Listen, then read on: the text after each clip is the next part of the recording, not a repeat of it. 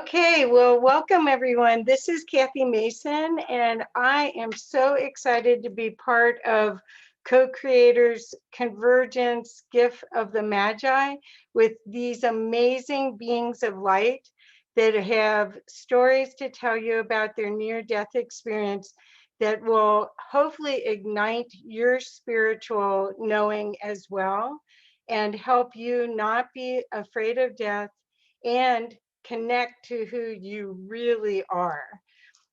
Today, what I wanted to do to start, and our theme is NDEs and oneness. And our panel today has Rob Gentile and Brooke Grove. And if Kimberly shows up, Kimberly Clark.Sharp. We may hopefully, maybe Jackie wants to be her substitute, if not. Anyway, but I am so excited to have this conversation. I am a volunteer for INDS, which is INDS, which is International Association for Near-Death Studies. And I am so excited every time I'm around near-death experiencers because it feels like home. I've had a spiritually transformative experience. I haven't had a near-death experience that I know of, but the open-heartedness of these beings, they really have superpowers almost after they've had these experiences. So what I wanted to start with was just explaining a little bit. And NDE equals a near-death experience. This event is so profound that it often alters the experiencer's life completely. Perhaps the most common after effect of an NDE is the loss of the fear of death and a strengthened belief in the afterlife. There is typically a new awareness of meaning and purpose in experiencers' lives, a new sense of self with increased self-esteem and possibly new healing skills is reported by many, which Brooke will be able to talk about. If you are new to this subject, I think you'll find our panel's generous sharing today quite fascinating. So today we're honored to have these near-death experiencers here. And Rob, I want to explain, Rob was introduced to me by Jacqueline Arnold, who's in the audience today. And he is a North Carolina author and father of a special needs daughter. And he made medical history with his new Pulse CV IVAS heart pump, which kept him alive while he received a donor heart given by a girl who died from suicide. He wrote a book about it and his journey and what it's like to die twice and come back to life. And you guys, the book is amazing. Rob, will you wave to us? So, okay, thank you so much.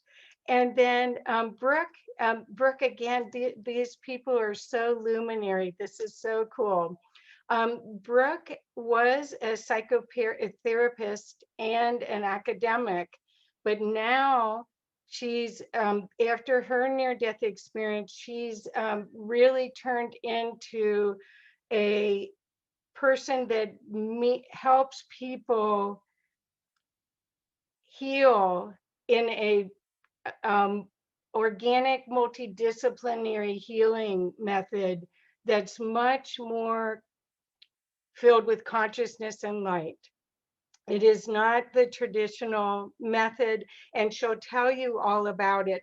But after working with IONS as a volunteer for years now, I can tell you a lot of these people, their superpowers get ignited from their experience. And Rob will be able to tell you about his too, because these people, their hearts are wide open. So with that, I'd love if you could, I'm going to ask you a question, and then Brooke will start with you, and then Rob, okay? So Brooke, please share your near-death experience and the after effects of your experience. And What guidance can you share for us about your heart opening transformation? Thank you, Brooke. You're welcome. Well, those are some big questions. Well, let's see. How do we give words to the ineffable? I always find that's the hardest part about describing the NDE, what came before and what came after. We have language for that. But language is a construct, a very human construct. And in my experience of the cosmic, there were no words. It was all communicated in light. And my after effects continue to be communicated in light. So I'll start with a little bit of the human facts, which led to the NDE, and then give you a synopsis and focus on your after effects and how they transitioned into my current practice. So in 2010, on December 6th, I slipped into a coma caused by systemic organ failure of the liver, lungs, and kidneys. It happened so rapidly, I had been misdiagnosed, and we didn't know the liver had been severely compromised. So when I was taking the medication for the pain and some of the other organs, the liver actually shut down. And as it shut down, I swelled up about 20 or 30 pounds almost instantaneously. The bile from the liver is released. My liver count on the helicopter ride was over 250,000. According to medical odds, you should be dead somewhere around 100,000. A normal range is 21 to 45, I believe, is optimal. So I rapidly went into liver failure. I was helicoptered from the local hospital to Johns Hopkins, where ironically, I was going to do autoimmune research right before this occurred. And so my NDE begins when I am in ICU and they are doing everything they can to save me. And the best description I can give in human constructs is that my consciousness was lifted through a light body out of the physical, and I was able to observe myself from above. And yet, curiously, I was still very much myself. I was looking down at that body on the table and I didn't recognize it, but I did recognize the amount of protective gear that the attendees were wearing and that it was ICU. I also noticed that it looked very scientific. So for a while, as a lifelong lucid dreamer, I thought I was lucid dreaming. And I made every attempt to reconnect with the body. And then suddenly, there was like this magnetizing force that pulled my consciousness in this orb that it was into a space that I can only describe as like the cosmos, or the cosmos in Technicolor. Now, when I arrived in this space, I felt something I've never, and to this date, that's never hit the volume of this feeling in this incarnation. I felt held. And my history as a human is as a polytrauma survivor. So to go into this space where light, all different types of light, moving faster than I could possibly describe, and yet there was darkness too, much like space. There was blackness, there were black holes, but it was filled with light and everything was communicating, and all of this information was being received through inner knowing. There were no words. It's so difficult to give words to something wherein there were no words. But I was held, and it was as if all the ascended masters, whatever your tradition, whatever your belief, whatever your religion, whatever your spiritual path, if you don't have a spiritual path, none of that matters. I was just held by this divine love. It cradled me. It let me know that everything I had been through, everything I thought I was, those were just, again, human constructs. I was this light. In fact, the light that was holding me, I was part of it. And I understood that without them speaking to me. Now, what I was most surprised about instantly arriving in this space was that I was greeted by a team, and I do prefer to call them team, but of very high vibrational beings. Most people would probably refer to them as angels. That them again, they were light. But what was magnificent was that they were recognized to me. I knew them from my childhood. They had been with me through so many different adventures, so many close calls, and I felt so comforted by their presence. And so I was comatose for 3 days in the human world. However, over there, there is no time and things move much, much faster. So as I spent time with these beings in human time, 3 days, it felt like years. They gave me so much information that was beyond my grasp of understanding at the time, but they held it all with reverence. The information that was given to me through inner knowing and telepathy is only becoming clear 10 years later. I was very attracted to the source light, the largest light, the one from which we all come from. And they let me know that it was okay to go back there and that I was welcome there. I was always welcome there, that we were all fractals of it and we would return there. Yet I had a choice. I could come back to this incarnation and I could continue the mission that I had chosen and signed up for, or I could go back to that light and come back and re-experience some things. Now imagine you're a polytrauma survivor in 3 decades of your, or I was 29. So the majority of your life has been trauma. Do you think you want to rush right back to that body? No, I can laugh about it now, but they're holding me in that love. And I know it's okay. There's no judgment for how I responded to said trauma. And I did respond in survival mode for a very long time. So if there was judgment on the other side, I would imagine I would have been judged for said behaviors. Yet that was not the case. I was held in the most profound love. Love is an understatement. I don't think we have a word for what exists on the other side. And so I spent lots of time with them, received much information. They were generous enough to introduce me to the auras, which were really percolating a very different vibration, energetic signature than the light beings, the angelics, and of course the source light. And these lights themselves, they had this specific curiosity, to me, and I couldn't understand why at the time. Now I'm just going back a little bit. They have told me it's going to be difficult to come back, and now they're showing me these lights. Suddenly, my consciousness is torn between, do I reunify with the one, which is where I really want to go, or do I return to this body, which seems to be connected somehow to these other forms of light? And then there was as if my soul in that moment remembered exactly what it had signed up for and what it was here to do. And all of that information, although it wasn't in a linear sense of understanding, resonated. It made sense. And I knew I needed to return to the human. And I wanted to return to the human. That's not saying there wasn't trepidation. It wasn't like I was like, yay, all aboard. But I knew that there was something to happen. Spirit was communicating in light, but the information they were giving me was about an awakening that was coming, and that this awakening would begin to dawn and really come into the collective 10 years after my return. And 10 years seemed like a long time to a 29-year-old. Because again, the human consciousness is part still of this orb of light. It's playful, it's lighter, it's without all the shadow, but it's there. And so I decide that I will return, and I ask Spirit and the angelics, how do I get back? Because I'm so held and I don't want to let go.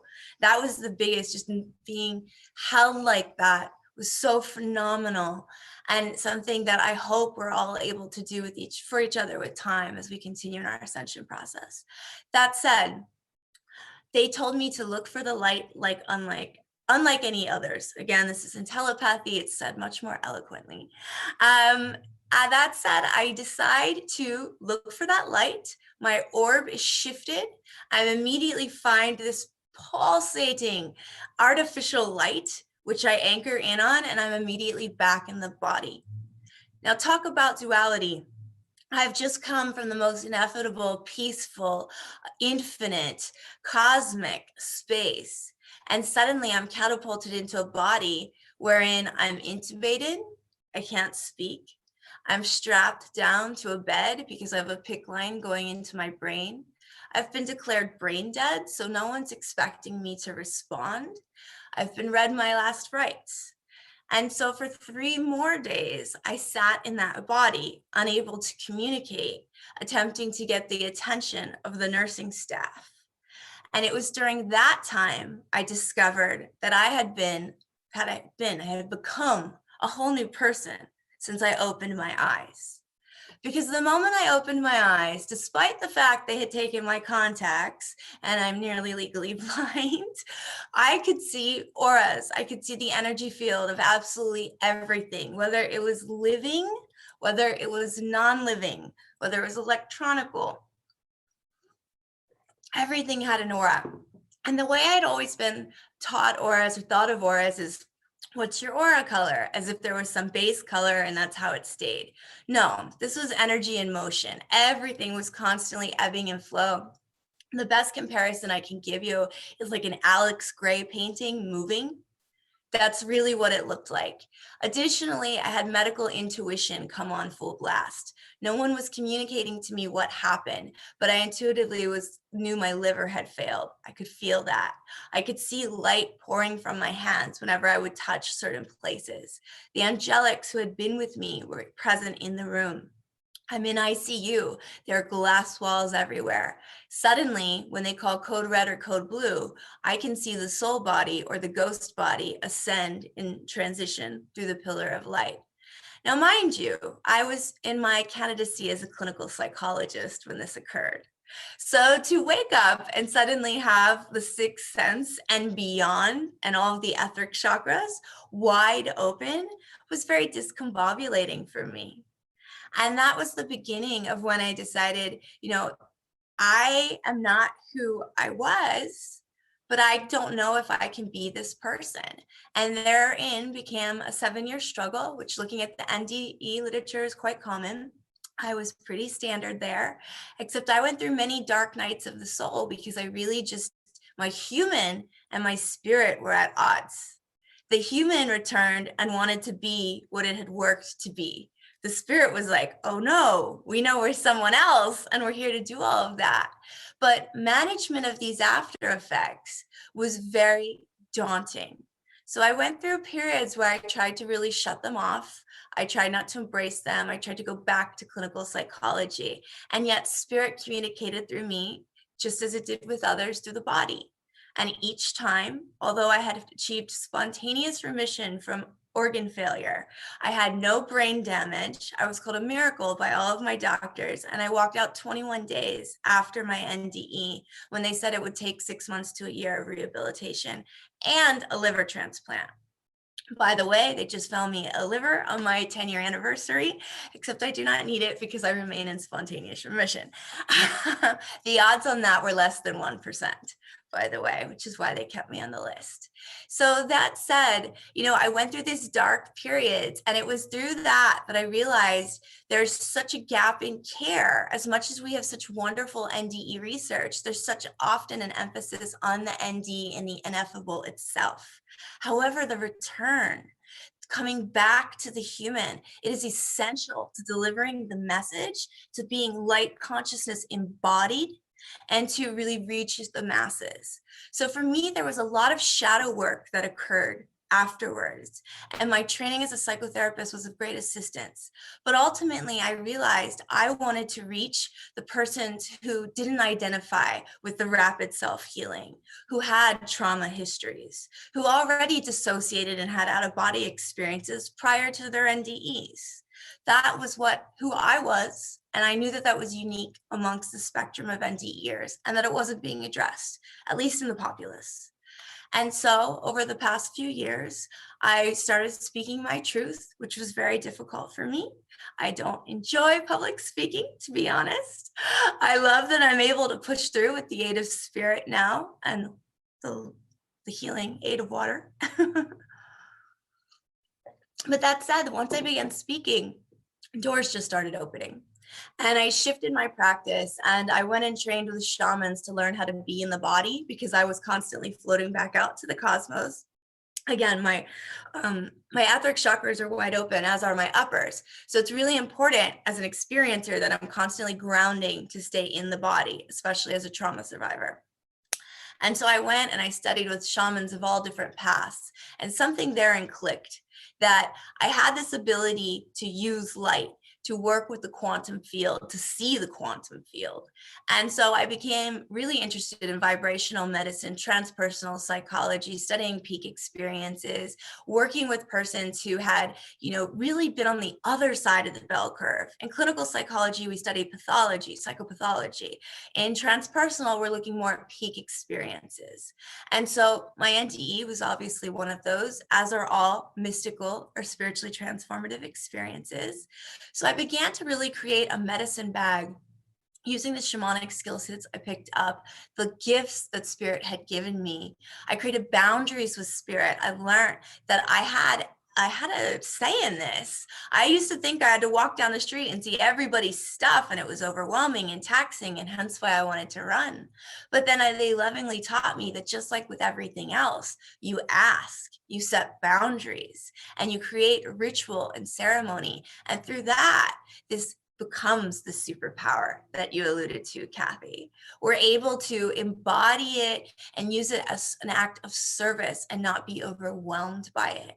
It taught me so much about being a born empath and highly sensitive person, how to work with that population. It taught me a lot about the intuitive children that are coming in already activated. They do not need a mystical experience or NDE.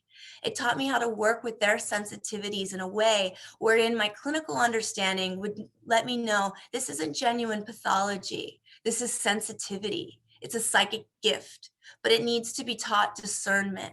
It needs to be given the language to express itself, and it needs the existence of its teams.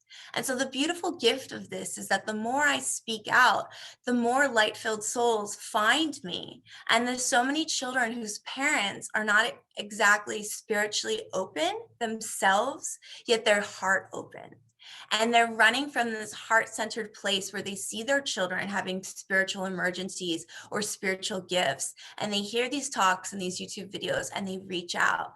And so I've had the most extraordinary just 3 years. But in the past year alone, since I've really just pushed through my own fear to share this, I've worked with people in 32 countries, all using this modality that really was born from spirit and is highly integrative. So it fuses the multidisciplinary psychology, shamanic energy medicine, quantum field work, vibrational medicine, and then as well neuroscience, my meditation teacher training, and some other skill sets I've picked up along the way. And of course, it's trauma sensitively oriented. So that's just a bit about my NDE, because I know we're time sensitive, but I'm happy to go into more depth about any of that when we get to Q&As. I just want to make sure Rob has ample time.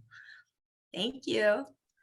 Well, thank you. We actually have more time now, but we'll still keep the format, and then I think we'll enjoy the comparison, and even you guys could ask each other questions, I think. So thank you so much, Brooke. And I have to say, when I went to your website, I had a spiritually transformative experience, not an NDE, but I related totally to your journey and related and saw you as a resource or a ally in the change, because what you're doing is really going to help more people understand this journey and make it better. And that's what Rob will talk about too. Thank you so much. Thank you. Okay. So now, Rob, do you want to unmute yourself? I think you need to. Great. Okay. Yep, I did. Can you hear me okay? Yes, yes. Thank you so much for doing this. This is going to be wonderful. Thank you. No, thank you for having me, Kathy. I'm delighted to be here. Let me start out by saying, Brooke, we need to talk. Because there is so much about your experience that parallels mine in so many ways, which we'll get into in this discussion, but incredible. So to talk a little bit about my NDE and how it all happened for me, mine was also a medical emergency, very much like yours. And it was almost 5 years ago. Well, actually 5 years ago now. It was on January 26, 2016. A couple of days prior, I had some minor surgery where I had some bone spurs removed from my neck that from old sports injuries.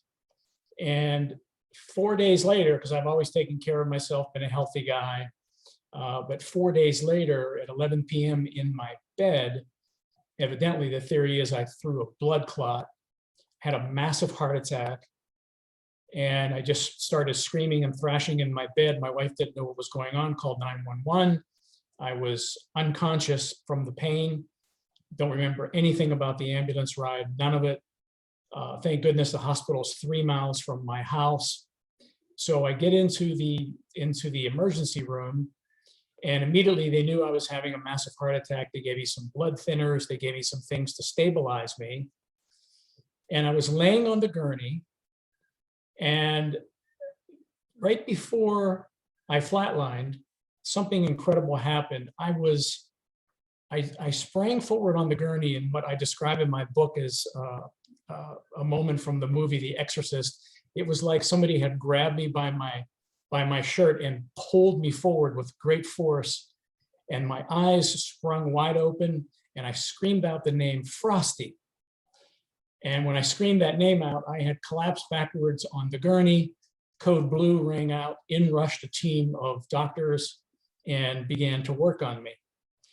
Now, what happened is that, interestingly, 7 weeks prior to me having my massive heart attack, Frosty is my brother-in-law's nickname. And Frosty was going through a bad divorce at the time. He lives about 20 miles from me. And that night that he took his own life, he was living with his parents in the upstairs bedroom. And his mother called me and said, "Can you please come down, go up into his room and see if you can find a journal or a note as to why he would have done something like this," because he left his daughter behind. And so 7 times I went up into that room and picked through a rather gruesome scene until I finally found a journal, which I had given to the family. So there's the backstory. But when code blue rang out, my wife was ushered out of the room. In the hallway, she had dropped to her knees and began praying to God to save my life. And interestingly, there was a young Indian woman by the name of Dr. Patel, who's one of my very good friends now. Because like you, my whole medical history, my journey to heart transplant is very well documented. I went back and I interviewed all of the doctors along my journey to make sure that I had everything right. And I'm a journaler. But for 20 minutes, Dr. Patel worked on me. She could not resuscitate me. She did IV epinephrine, stuck the needle in my heart several times, paddle shocks, sternal rubs. They could not get a pulse. So finally, after 20 minutes, the cardiologist was not in the hospital. He was en route. She was able to obtain a slight pulse through everything that she was doing until the cardiologist arrived. He got there, he found the blockage, put 2 stents in my heart, but it was too late. Deep damage had already been done to my heart. I went into cardiogenic shock. I was intubated, and I slipped into a 4-day coma. So much like Brooke, while I was in that 4-day coma, I was raised Catholic. My brother called the local parish priest. He came, anointed me with oil, gave me my last rites. Several neurologists during that 4-day period came in to see if I were brain dead. They couldn't figure out if I was brain dead or not. And on the 4th day, my doctor decided, he said, "Look, we told my wife we have to take the tubes out. If he starts to breathe on his own, we'll see what we have, but he's probably going to be a vegetable." But of course, I started choking. Here I am. But what happened is that when I came out of coma the first day, my wife approached my bed, and I said to her, "You have to believe me, Melanie. You have to believe me. Your brother came to me and he spoke to me." And she said to me, "No, it makes total sense now." I said, "Why do you say that?" She said, "Well, right before you flatlined, you sprung forward on the gurney, screamed out his name, and then collapsed backwards." And she said, "Tell me exactly what he said to you." And Frosty said to me, "I've made a big mess out of things. I need you to go back, help clean things up. but tell my parents I'm in a good place, which was very curious to me because I was, having been raised Catholic, I was told that suicide was the ultimate mortal sin. It was straight to hell, no pass go. So this was really my first moment of spiritual awakening, that Frosty coming to me really changed that whole paradigm and shifted me into opening my mind and spirit to say, hey, there's something else out there that I don't understand yet. And I didn't realize at the time too that Frosty was going to prepare me for my most profound near-death experience while waiting for a donor heart in Chicago. But what was curious, there was something else about that experience that had been bothering me, and I couldn't figure it out because it was locked deep inside my subconscious, because something else happened when Dr. Patel was working on me and I couldn't figure it out. So the second day out of coma, Dr. Patel comes into my room, who I'd obviously never seen before. And she pulls up a chair and she sits down beside me. And she begins to cry and tell me how many times she almost lost me and how happy she was to see me alive. And then all of a sudden, the conversation got very, very personal. She started to tell me about her father. And things started to click. And as she told the story, I realized something, because she said, I was pregnant with my first son, and my father, that's all he lived for. He wanted to see that child's face. We were so close that we can read each other's minds. And she said, 6 months before my child was born, he had a massive aneurysm and died. And she said, I've lost hope. I've been bitter about this. And she said, but seeing you, maybe, just maybe, there's some hope out there for me. And curiously, my subconscious unlocked, and there it was. While she was working on me that whole time, a male spirit had entered the room and kept on repeating the same thing. Keep working on him. Don't give up. You can save him, over and over and over again. And I told Dr. Patel that story, and she started to bawl, and then she realized that her father had never left her. So it was just an incredible beginning to my near-death experience. So what happened is that when I was released from the hospital, of course, I couldn't be released without a defibrillator vest, because I was constantly going into cardiac arrest. So this defibrillator vest I had to wear day and night. It would shock me back to life every time my heart failed. Talk about anxiety. And then they also put a port in my chest to drip this medicine on my heart called milrinone, which the doctor said it kind of works like STP. It makes the heart pump faster and harder to keep you alive, but it also starts the clock ticking because it makes the heart wear out really fast.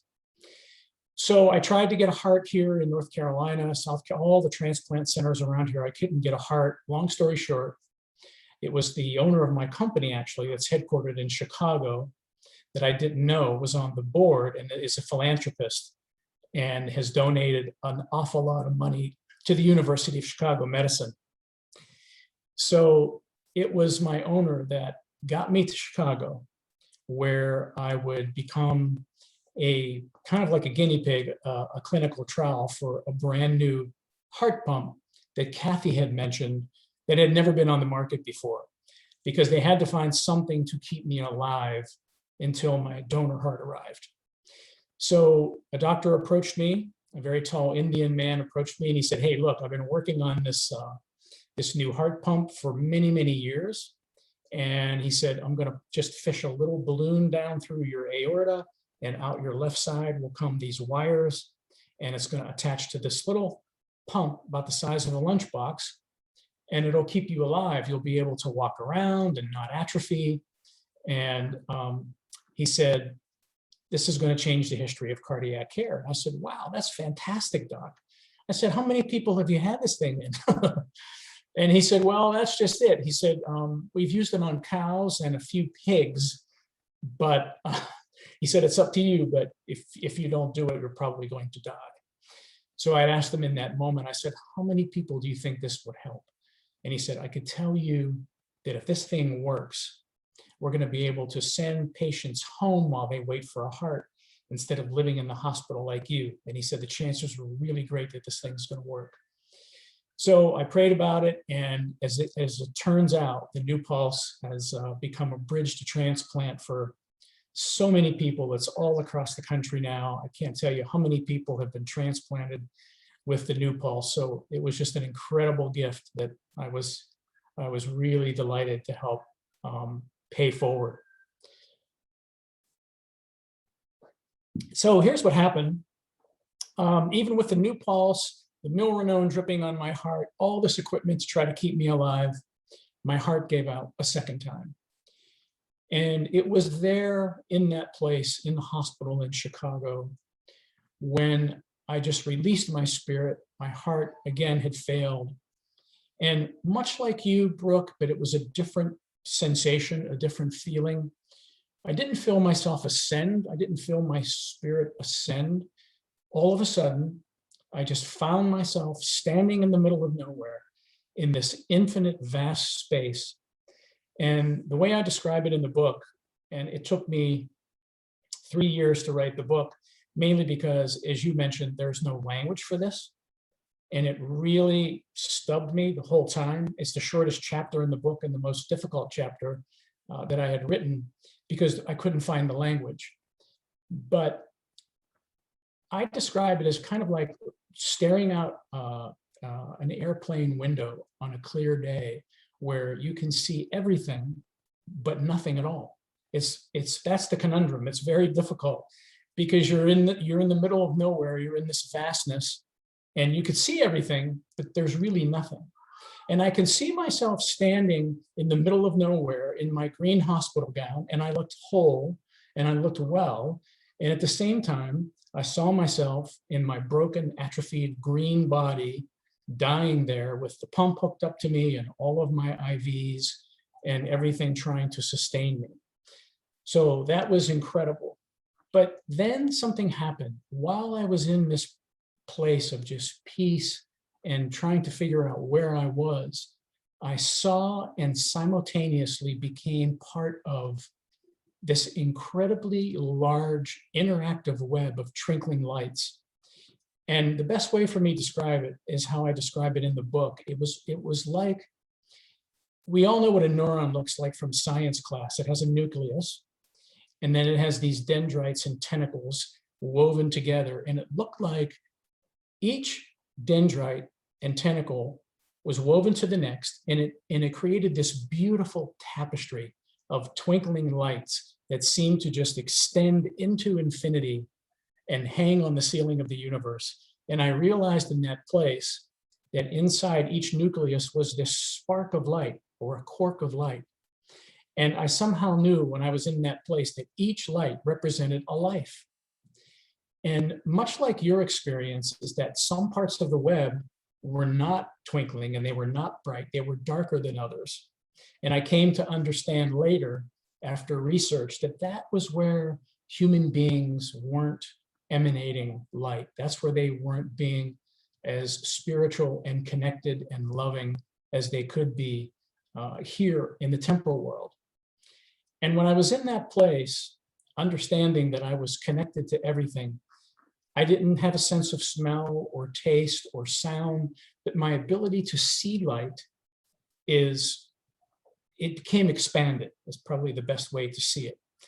And this light, I had realized, was the light of God. And in that place, even though I didn't see any divine beings like you, it was placed on my spirit when I saw this one light that connects and binds us all, that I heard, I am the foundation for everything. This is divine source. This is your real identity. And when that came upon my spirit, I realized that I was in the presence of divine love and light. I realized that God, love, and light were one. And any question that I had, much like you, there was no language to explain it. It was like telepathy and synchronicity at the same time. All I had to do was think about any question and it was already answered. And in that place, I knew that I was not my body, my race, my religion. I had just become part of everything. It was a message of unity and oneness. And when I was in that place, I thought to myself, if I hurt myself, I hurt everything connected to me, but if I love, the light will spread. And when I came to that realization, I knew that my real identity was God. It came from God. And I think that when we realize that our real identity comes from God, we can accomplish anything because we're part of that. We're a fleck, a speck, a flicker of that light, of that divine light. We're all divine. We all have a piece of this divine. And as Kathy had mentioned, I have a special needs child. She's nonverbal. She's severely handicapped. She has a very rare neurological disease, and she has a seizure disorder. And the most profound part of my experience in what I call the ethereal, I was in that ethereal place. I saw my daughter Maria. And when I saw her, she was standing there and she was perfect and whole.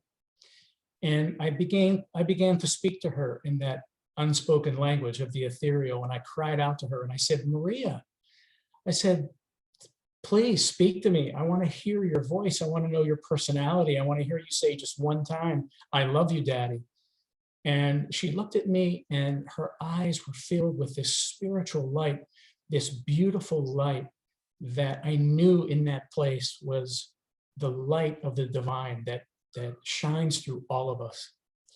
And she looked at me, and in that unspoken language, she spoke 3 magic words that have changed my life forever. And she said to me, just love me.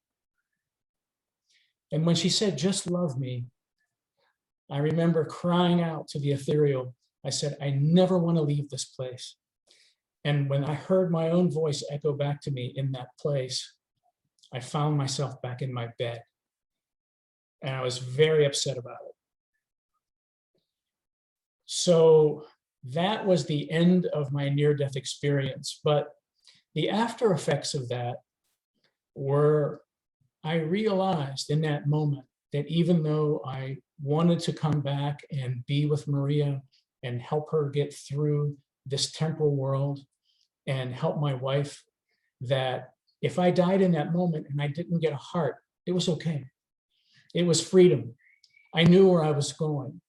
And that was an incredible experience for me to be in that place of freedom and love and light.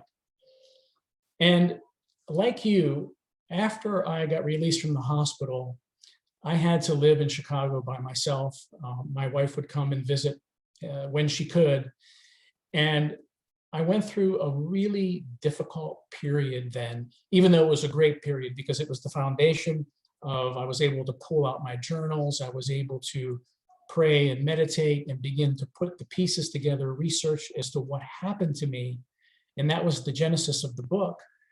But I also found myself in this state of depression for the first 4 to 5 months because I was grappling with this unity and oneness and connectedness and peace that I experienced in the spiritual realm, but I couldn't find it here. I was grappling with the incongruence of trying to be back in this body and experience that peace. So I would go into this meditation routine every day, and I would try and failed every day to get back into that place, back into that space. And I realized I couldn't get there. And then one day I had a pastor come and visit me, actually a Chinese man. And he came to visit me, and I felt like I could kind of unload on him because I didn't know him and he wouldn't think I was crazy. So I was telling him a little bit about my experience, and he said something to me that really was a watershed moment for me. He said, you know what your problem is, Rob? He said, you have grown too fat in the spirit from your journey. So he said, to get thin again, living in the temporal world, he said, give back to God through all of your works by serving others, by being kind, by sharing your story, by helping people understand the spiritual realm and that we're actually spiritual beings having a human experience. And he said, you have to learn how to see the divine in everyone and everything again.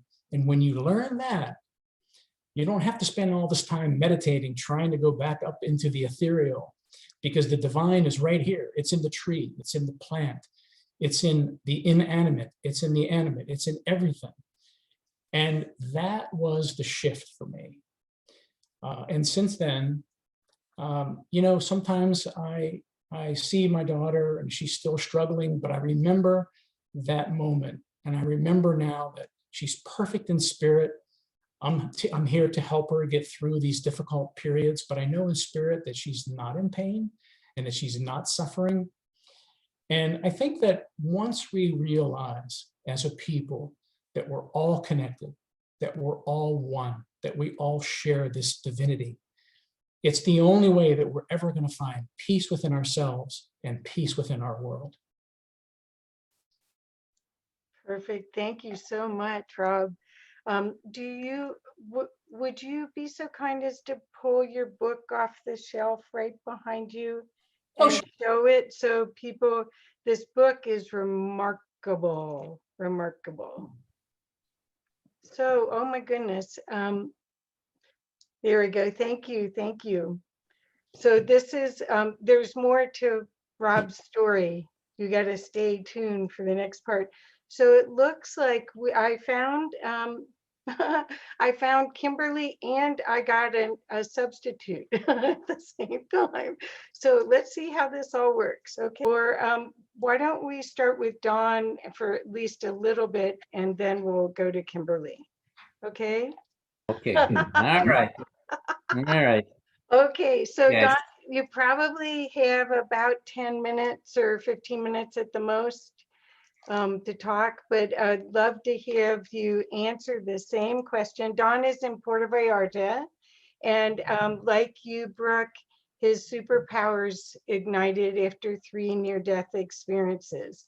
So Don, the question is, please share your NDE experience and the after effects of your experience. What guidance can you share for us about your heart-opening transformation? Well, I can't, Kathy got a hold of me just minutes ago and said, do you want to get on here? I'm like, okay, what am I supposed to do?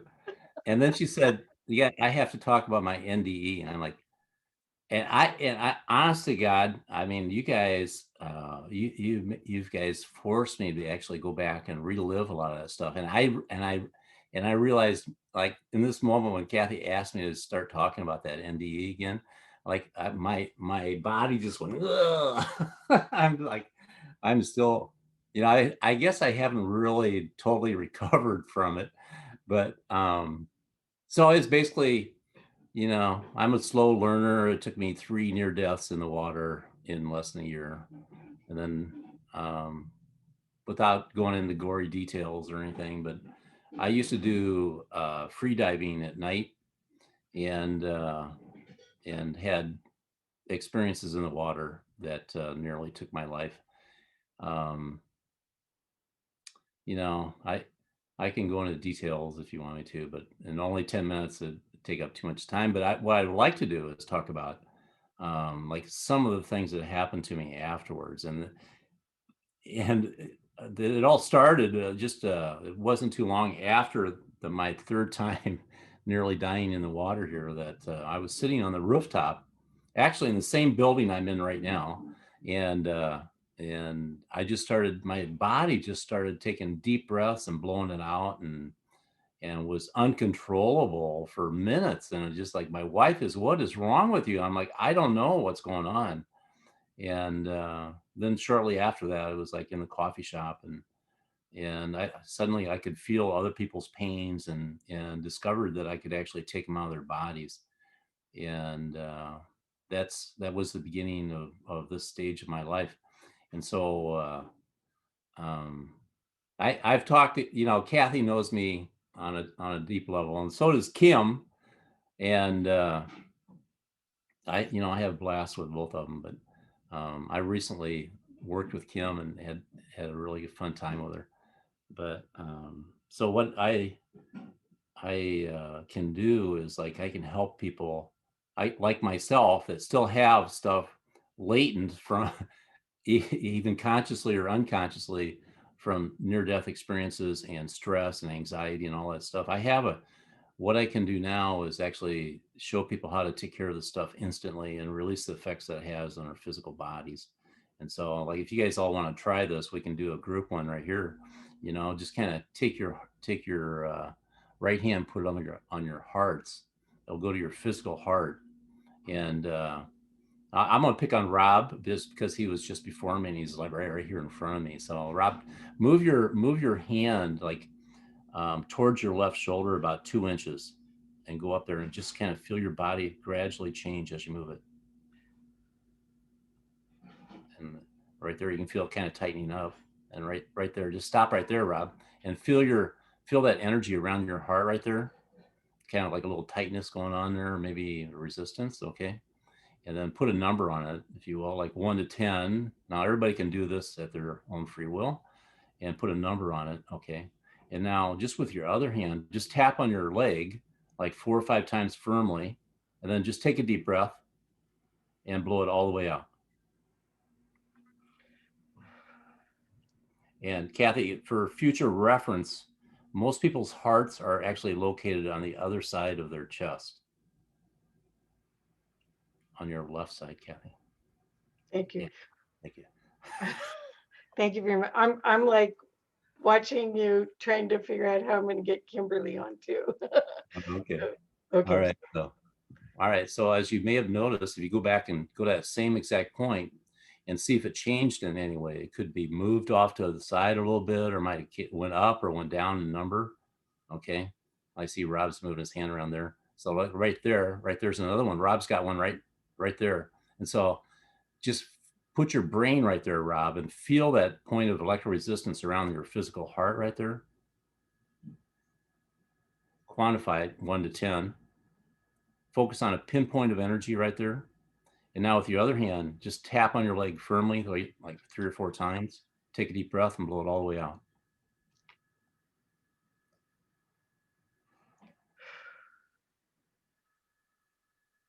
And now Kimberly shows up. I expected her to save me when she came into this.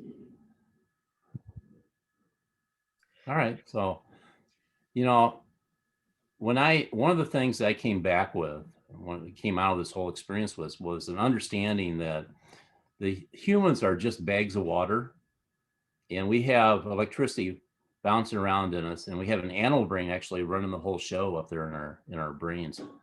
And this has allowed me to treat some things that some people call mysterious or undiagnosable or untreatable. And that's because what I'm doing is actually treating electroresistance in the bag of water. I don't have to put names on it.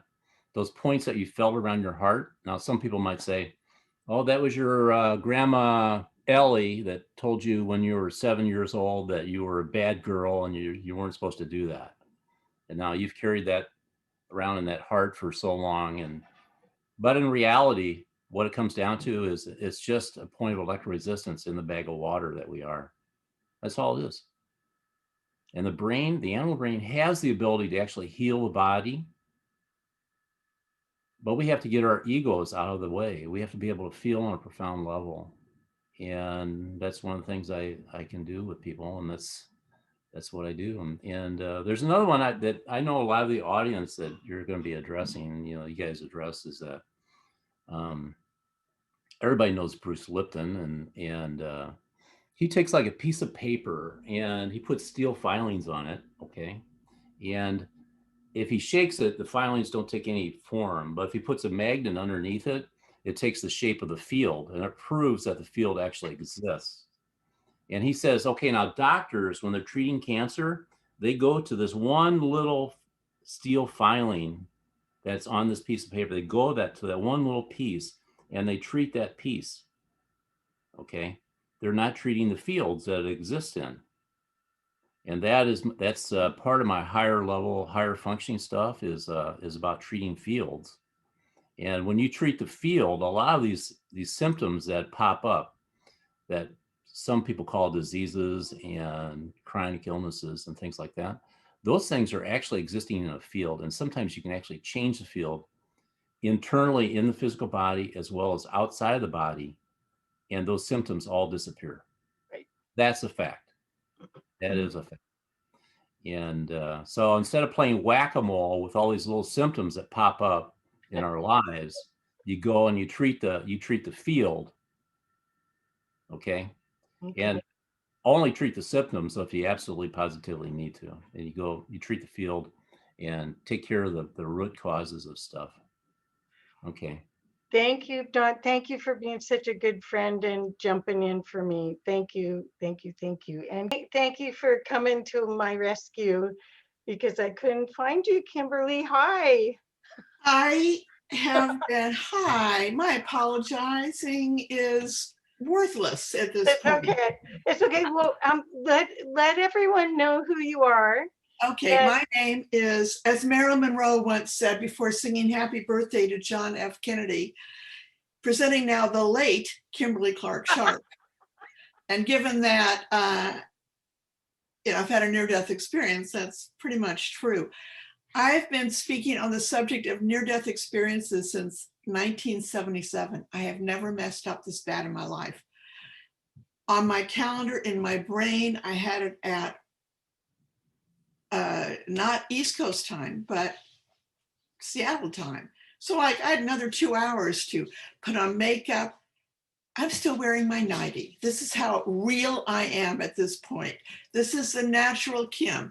I ran a brush through my hair, no makeup, no clothes on, and yet I am here most sincerely to be of service in the time we have left. Thank you. And that amount of time, I want to talk about unity because I have proof of unity, since that's the theme of this whole wonderful conference, by the way, wonderful conference, is world unity. And I have the absolute be-all and end-all evidence of that, and that has to do with our belly buttons. We all have belly buttons. And we could start there. That's like ground zero. What do we have in common with each other? No matter our skin color, our religious beliefs, our socioeconomic standing, our geographical residences, our limits or unlimited availabilities to use it, no matter what, we have our belly buttons in common. And so that is where I like to start. So I wanted to get that in. So if you have a belly button, I love you and we are all one. The other thing, since time is short, is that I want to talk about another bit of evidence, but within my near-death experience, which is just too long now for me to, write to me. You can find me, Kimberly Clark.Sharp. I'm here. Is that part of my near-death experience involved being with a great light that I called Homie Home. But it was all love, and it was love for everybody, everybody. And that's hard to, I was sent back to serve, and that's not easy because there's some jerkoids out there. There's some people like, thank you, I don't really want to love you. And then I get whacked upside of the head, love them. All right. So that's our human assignment, is really to love everybody. That doesn't mean you don't set boundaries. You don't like step across the street if somebody threatening is coming towards you in the dark. I mean, common sense. But we are all created equally with those belly buttons. And I was also shown time. And there is eternity. I beheld eternity. It just went out. And what was it doing with eyeballs? But that's another subject. I could see everything in linear time. I knew it was linear time. And there was no beginning and there was no end. And it was the light that was causing this vision. But then the light started, without interrupting the endlessness of time, started just layering on itself. And I was told that those were dimensions, and they were also unlimited. So it's a complicated life. Not only is there no beginning or end of time, unless it's this broadcast. And but also we have a variety of dimensions with which we can interact and do. And all this talk of UFOs now, this is just going to date this, but there's a lot of jammer. I'm thinking, well, maybe they didn't come from linear time. Maybe they dropped down from other dimensions. I don't know. My head explodes. There's also a capacity I was given upon return to perceive what I call invisibilities. And it's a crowded room, let me tell you. So, there's deceased loved ones. There's deceased people I never met in my life. There's what we call angels. There's what I call negative energy. There's what I call guides. There's blue things. Where'd you come from? I mean, it's really fascinating. And it's so wonderful to be alive. So it's more than just world unity. It's everything unity that I appreciate. I love life, not afraid of death, having been there, having that tested with breast cancer and given 8 to 10 months to live. And I hate to give away the ending to a good book, because I did write a good book, which happens to be here, nothing to do with the broadcast. It just happens to be here. But anyway, she lived, but don't tell, but lived fully and with gratitude. And again, my apologies for messing up on the time. I had a lot more to say. You'll just have to write to me. Kimberly, tell them about your Netflix film. Oh, yeah. She's a movie star, you guys. Well, another book was written, and I happened to be hired to write a story, not a story, a chapter in that book called Surviving Death. And the chapter I wrote about was a shoe that I found on a ledge at a huge trauma center in Seattle, where I worked on intensive care and coronary care. And one of my patients needed to be resuscitated. And upon recovery, she said, there's a shoe on a ledge. And I was a social worker, so I go get it. So I've the Kim started on the wrong side of the hospital, but finally found it.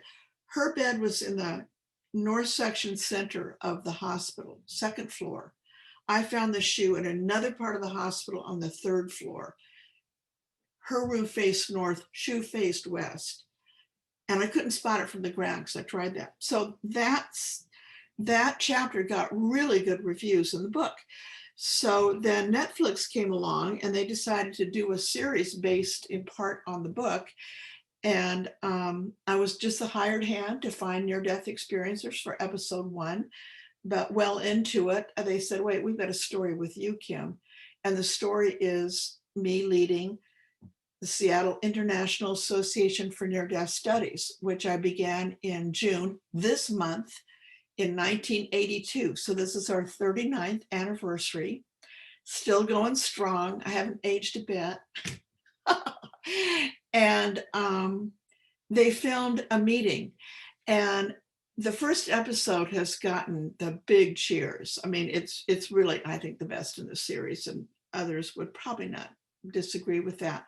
But I love the way they presented Seattle Ions, because it shows me doing what literally I was sent back to do, and again, to be of service. And they captured it perfectly. I just want to add that the camera adds 50 pounds, so it doesn't, but there I am doing what I do best. So yeah, so Netflix episode 1, for the longest time, it was number 3 viewed. I am like the lady that helps people. So I've got 4,050 unanswered emails. And if anyone wants to help me, I'll welcome it. And I still want to be the woman that helps people. And I hope in the brief time that we've had here together, I've helped somebody. Oh, thank you so much. Well, I really think there's, as you can see, that each one of these speakers have so much to offer about the possibility of us seeing that we are only perceiving so much of what is here for us to use. But I'd love to see, because of time and Geez, Kimberly, we'll have to do this again. The other question I wanted to ask, and I also would love for the people in the audience to ask, and then we'll be glad to unmute you and show you on the screen. I want to ask all of you, was it difficult to share your experience? Was it difficult? Brooke had mentioned not having words. Was it difficult for you to share your near-death experience? Kimberly, since you're on camera, do you want to start? Me? Yeah. Oh, okay. Yes. Yes and no. I had no words at first. There was just a lot of crying. There were no words. And that went on for the longest time. And then I had a great aunt who pulled me onto her ample lamp and said, well, honey, you've had yourself a spiritual experience. And I went, okay. And there was no such thing. This is in 1970 in Kansas. You know, could I be more remotely involved from support? No. So near-death experiences hadn't been coined, but I was shown my future if I chose to live. And I saw people, I saw a place where mountains met water, and I saw me being of service, and I said, cool. And God decided, oh, that was my decision, you know, tricked me.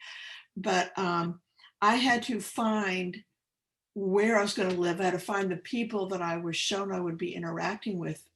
And then I had to be of service, and it all landed in Seattle, Washington. And so I began to blab as much as I could until I, again, was at Harborview Medical Center, saw a woman in the ER in 2-point restraints. I said, yeah, what's her story to the resident? Oh, she's being taken up to inpatient psychiatric lockup because she feels like she's going in and out of her body. And I went, oops, I'm never sharing, because I was. So that was another after effect.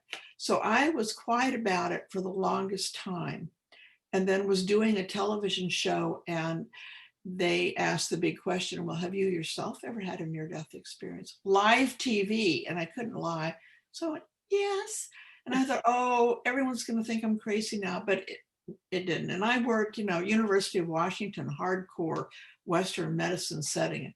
Never was a problem. Never, ever, ever, ever. So I've been blessed. Thank you. Thank you. So Brooke, do you want to take the talking stick next? Thank you, Kimberly. Sure. As I acknowledged earlier, initially it was, but much because I was really going through that reintegration process. And so it felt inauthentic because I was going through some very human stuff to speak for the spirit. So once I really started to achieve homeostasis within the reintegration process, then it became a whole new story.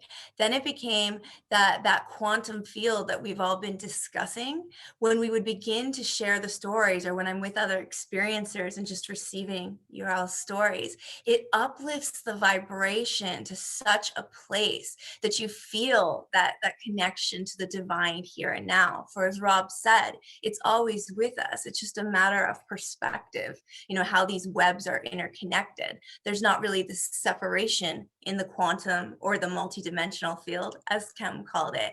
And so now I find that as long as I allow my human to walk into a situation, with grace and ease, then spirit takes over, and it becomes a most blessed event to share and a genuine honor, and also to receive. It's always such a joy to receive from other experiencers. But it did take time. And again, very earthly construct, because as Kim and I touched upon, time is very different on the other side.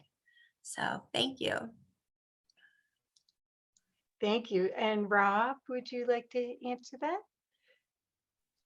Sure. Yes, I had a very difficult time trying to put all of this together, because a couple of things. I mean, so it took me, the book was just published in February, and I've celebrated my 5th year as a heart transplant survivor on June 6th. So it was 2 years before I began to really put my head into writing the book, because it was so difficult.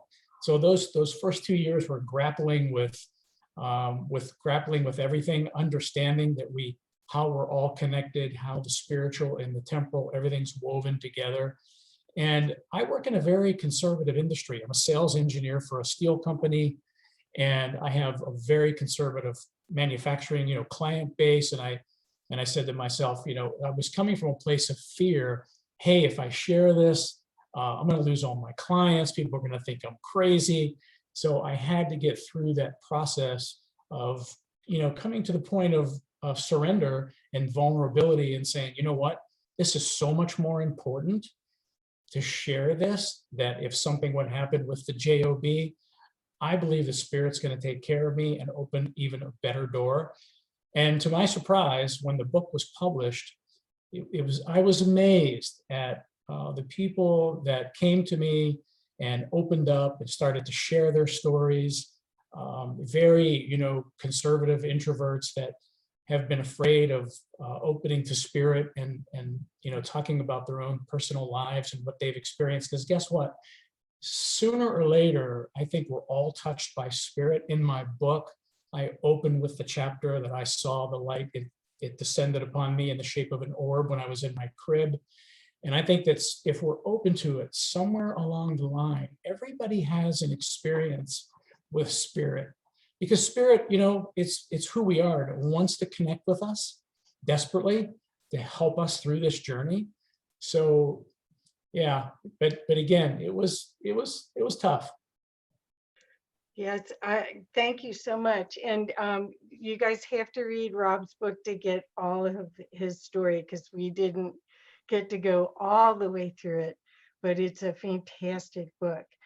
There is a question from Noelle. Noelle, would you like to show on screen and answer your question in person, or yay, okay. Well, it's really okay for you to do it, Kathy, but since you forced me. Hi, I'm so happy with this panel, all your sharing. Thank you, thank you, thank you. Such rich experiences that, of course, you can't describe in language. So I was wondering, I've been told many times that we choose our parents, and I'm thinking like, okay, why did I say I'll be one of 15 children? And then you choose your geography and and that you have several exit points. And did you get any verification for any of this counseling that we get before we come to this planet? Take it. Go ahead. I don't know if I'm on. You are, Kimberly. Okay. Thanks for letting me jump in, because yes, when, again, I mentioned I was born in Kansas. I hated change. My life was like locked in. I hated change so much. I planned to marry a little boy I met in 7th grade. His last name was Clark. I could still be Kim Clark. Yay. God showed me, though, and when I say God, I don't mean that in any religious sense. I'm just confined to 3 little letters, but that's not the creator. I don't know what to call that love. It's just love. Anyway, that yes, I had chosen well. I got a grounded Kansas upbringing, and now it was time to pluck Kim out post NDE and put her in a different location where I would be flying high as a kite all the time, but still have grounded roots. And I also believe that even my husband, who's a Seattle firefighter and used to be head of Medic 1 here, I call him Ben Franklin, and I'm a kite. So he grounds me. So the kite doesn't go flying off, because that's how high I am in this subject. But on the other hand, I provide the electricity to the relationship, the juice. So again, I feel like even my husband was chosen. As far as so that's what God told me, that yes, we do choose, maybe in very deep detail, the who's and the whys and the wheres. And why would someone choose to be born in, a Jew in Germany in 1939? I mean, I don't get that. I don't get it. But exit points, yes. And I had an exit point. I was also shown in my near-death experience that I would die before my 31st birthday in a small white plane. And I made no secret of it. I'm open book here. And so I was dating a fellow who owned a small white plane, freaking out, my friends. But I was invited to Maui by a Don Sharp. There is a connection. I've been looking after his little kids. Well, he chased my housemate, and he just said, just come, and I'm grateful, and blah blah blah. We were just friends, but he put a lei around my neck and gave me the aloha welcome, and it's like a curtain fell. I was like, oh my gosh, he's my husband, but I was supposed to be dying. So I fell in love. He fell in love. That was 39 years ago when that story happened. And my exit point was coming, and he believed his exit point was coming too, that he was not going to survive getting off the island. In fact, he did almost drown trying to save a swimmer. And he was a real hero of the island, and he did not drown. Again, I'll refer you to After the Light, because I wrote about it big time there. And I went outside on the last night of my stay there and said, I want my contract changed. I want it changed. And because God can be such a drama queen, big thunder and lightning and wind blew up. And I thought, oh, now you're just showing off. But when I got to the airport the next day and I saw the small white plane waiting and a big boiling storm coming, I was fine. I knew the contract had been changed. So yes, we have exit points, but they can change. You can go by the exit point, but eventually we're biological beings, and those belly buttons I mentioned have to go away, because we're just, out of skin and out of organs, and it's time to go what I call homey home. Thank you. Wonderful. Does Brooke or Rob, would you like to answer your experience? Thank you, Kimberly. Sure, I'll speak to that a little bit. Yes, I concur with Kim that there are multiple manifestations of timelines for individuals. And yes, the soul contract is something that we negotiated, we chose while we were up in the etheric chakras between lives. Yet when we come into body, into spirit, we are able to renegotiate that. We can clear karma, we can make different choices. And one of the beautiful aspects I enjoy of my gifts is that when I'm working in the quantum field and I'm able to open up and see the soul star chakra, I'm able to see why persons did make some of the choices they did. They might be presenting, complaining of, complex trauma or something of that nature. But when we get into the soul star and we're able to connect the dots that are shown in the subtle bodies, it becomes very self-evident why we make certain choices for our highest and best. And spirit will recycle those choices over and over again until we get the lesson.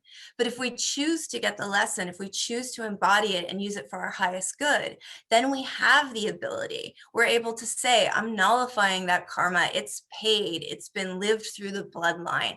It ends with me. And I'm going to renegotiate that in my contract and shift that. And we take that power, and it's a spiritual power.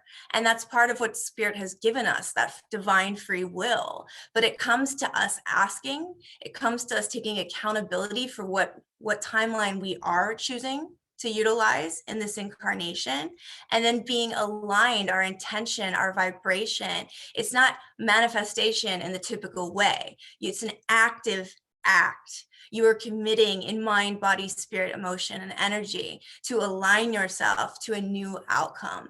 And your soul, the quantum, the multidimensional, it's all highly capable of that. And source is always going to support you in whatever creates the most love. So if you can clear karma, if you can change your contract, and it's for the highest and best of all, of course, you're going to be held in love and supported. So thank you. Wow. Thank you. Thank you. And Rob, need you to unmute. I'm sorry. There you go. Yeah, I have a different take on it. Although I agree in theory with both Kimberly and Brooke on that, but it does boil down to free will. We do have a choice. We can always ask, and we can change things, because this is part of what I learned through my near-death experience. First of all, I know now, I understand that I was actually meant to die for a lot of complicated reasons, and I was actually meant to get the heart that I have. And I believe that the young woman that gave me her heart, that was actually her purpose. I talk about that in the book, although some of that's very, very difficult sometimes to wrap our heads around.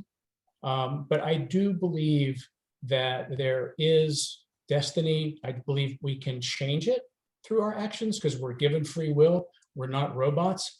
But to me, it's not as simple, because I still think that the only thing we can really control are our own actions. Sometimes the results are in God's hands. That's been my experience personally. It doesn't matter how much energy work I could do on my daughter or what choices that she could make. She's going to remain crippled in this lifetime. She has to live out this mission that she accepted. So where some of that doesn't work for me is in these kind of situations where it would be impossible to change her in this dimension. And God knows that I've tried everything that you could possibly imagine, and I'll keep trying, because that is part of my purpose, to keep trying. It's not to like just surrender to this and accept it, no, and just love, because you also have to follow that up with action. So for me, it's a bit soupy. It's still a little bit complicated. But like I said, in theory, I agree with so much of what both Kimberly and Brooke had discussed. Yeah. Well, thank you so much. I'm so sorry we're out of time, because there were a couple more questions, but it just worked out perfectly. Thank you so much for sharing everything. I did put your websites in the chat so people can reach you, but real quick, Rob, since you're unmuted, why don't you tell everybody what your website is and best way to reach you? Oh, sure. So my website is Rob A. Gentile. That's ROBAGENTILE.com. And my book is Corks of Light, a Near-Death Experience. Thank you. Thank you. Okay, Kimberly, next up, because you're muted. Yes, well, Thank you. website is for Seattle Ions, but you can reach me through seattleions@yahoo.com or land right on my desk at KIMNDE for Kim Near Death Experiences at AOL.com. I am the last dinosaur on AOL.com, so it won't be hard to find me. I think I'm it. And I wrote a book called After the Light that is in my own voice. So if you liked what you heard and you like to laugh, because I like humor, it's there. It's there for you. So thank you. And thank you. And again, my apologies for being such a mess up. Oh, no, it's perfect. It worked out. It was my belly button. I'm blaming my belly button. Okay, and then Brooke, could you please, I did put your website in, but please would you share it also for those that can't see the chat? Yes, Kathy. My website is Brooke with an E, Grove, GROVE, healing.com. And you can submit anything through the contact inquiries on there. I do appreciate if you keep them brief. I've been receiving a lot of 12-page emails lately, and they're hard to get back to. So brief emails, please, but I would love to hear from you all. And thank you for this opportunity. Oh, well, thank you all so much. Thank you. And I guess, Noelle, I don't want to go into the next time zone, but I really wish we had 2 more hours. I really did. I do too, Kathy. This has been really amazing. Thank you so much to all the panelists. And we will have the video archived on our website, co-creatorsconvergence.com, but it'll take a little while. But it's on Facebook now. So if you can download Facebook, because this is something definitely worth watching again. Yes. Maybe Thank you all. Thank you so much. Love you. Thank you so much.